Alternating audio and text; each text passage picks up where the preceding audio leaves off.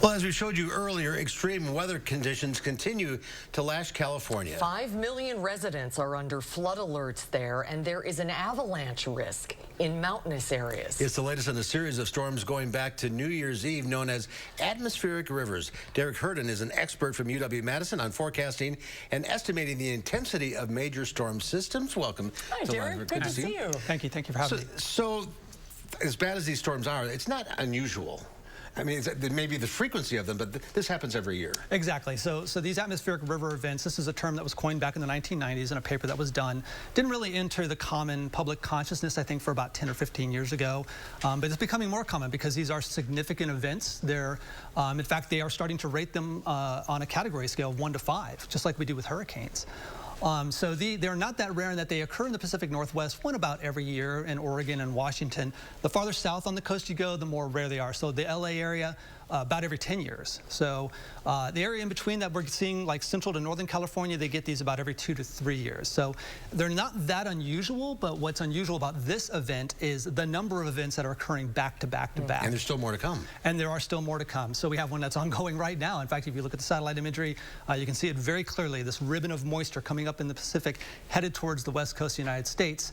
And then we'll get about 2 more of these events in the next couple days.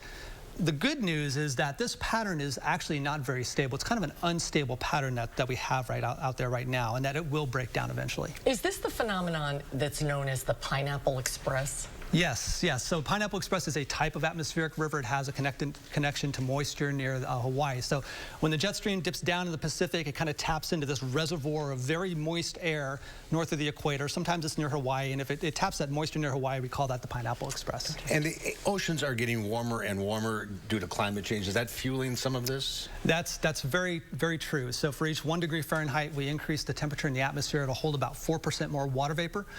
So we're about 1.5 or so degrees above normal from the climate standard.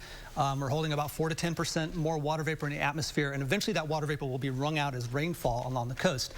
The real problem is when this weather system, when they move into the mountain areas, because the mountain areas accentuate that rainfall and make it even more efficient to wring out all that moisture, and we get extreme rainfall events like we see. Could this potentially, though, help California deal with their crippling drought?